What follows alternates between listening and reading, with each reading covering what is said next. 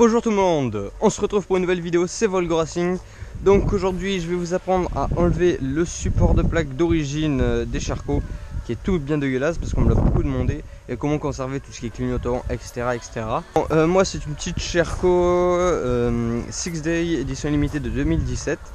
Je suis à peu près tout d'origine dessus, carbu, etc. Il y a juste le pot qui a changé et je prépare ma boîte à air. Sinon le reste c'est que d'origine débridée, voilà. Donc bon, d'origine, donc je vous cache ma plaque, hein. Mais donc d'origine, le support de plaque il est juste énorme. Il fait cette taille là, il arrive à peu près à la roue et c'est relativement très moche. Du coup moi j'ai décidé de l'enlever. Donc en gros le support de plaque d'origine, donc il y a ça qui est vissé à ça avec des vis. Ensuite il y a des vis qui vont de là à là. Et après la plaque est censée être ici. Et voilà, ça tient comme ça, les clignotants sont là me semble-t-il. Donc là il y a vite fait un truc pour allumer la plaque, etc. Enfin bref, et la catadiocre. Donc pour l'enlever c'est très simple. Vous allez commencer par enlever votre plaque à la dérivetée. Ensuite il faudra enlever les vis qui sont ici, donc c'est comme ça. Vous enlevez. Et pareil ici il y a des vis qui sont là. Et vous enlevez. Donc ça tombe. Ensuite ça se tiendra par ça. Donc c'est le câble pour allumer la plaque. Donc moi je l'ai coupé. Bon, ça peut toujours rebrancher avec des sucs, etc. Je l'ai coupé au niveau de dessous la bavette. Donc ensuite pour enlever les clignotants, vous les enlevez, machin, vous remontez au câble et vous enlevez sous la bavette. Vous coupez pas cette fois-ci, ça sert à rien. Voilà, il passe par là, par ce câble là, excusez-moi du vent. Donc là il y a des câbles qui vont là-dedans, etc. On voit à peu près comment c'est dessiné. Enfin bref, et du coup ça c'est ceux des clignotants, donc vous débranchez en enlevant sous la bavette. C'est pas compliqué, il y a une vis là et deux vis là. Vous enlevez ça pendouille et vous y accédez à tout. Donc vous enlevez les clignotants, comme ça vous les enlevez d'ici, etc. Après ce que j'ai fait, donc c'est pas les clignotants d'origine moi, parce qu'ils sont morts. Et le pot d'origine qui crachait sur un et l'autre, bref, il y avait ce cache qui s'était cassé. Enfin bref, un peu des couilles quoi avec. Je les ai changés mais c'est à peu près la même chose.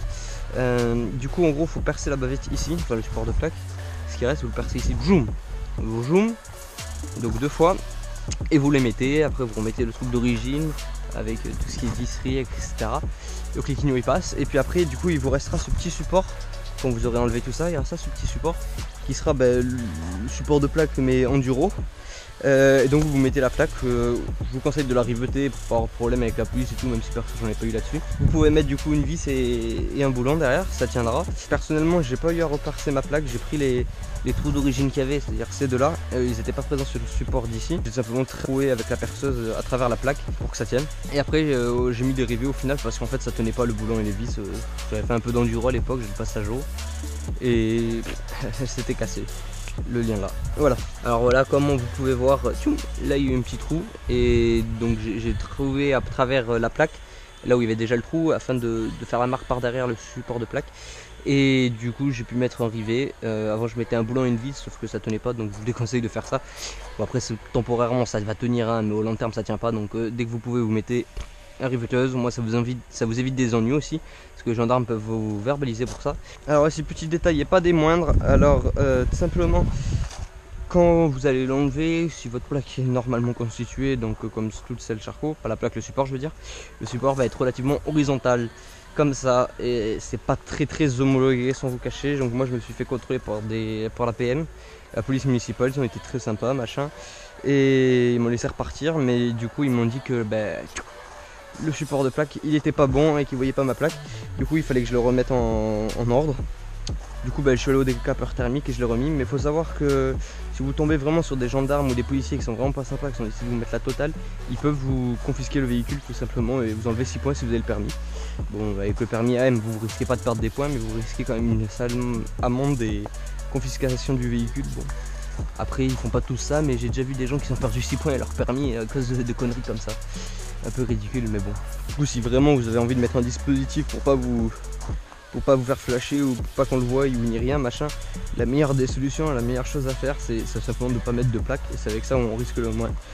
Dans le sens où vous la mettez dans le sac à dos machin, vous dites elle est tombée et puis voilà. Parce que si vous mettez un truc en mode levier comme ça et tout, vous pouvez prendre vraiment cher.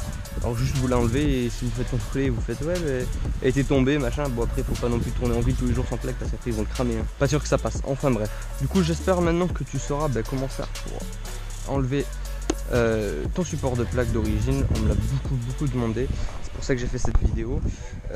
Donc je t'invite à liker, à commenter, à partager pour que tes amis puissent le voir. C'est des questions Dieu dans les commentaires, j'y répondrai. C'était Volgo Racing et sur ce je vous dis à plus.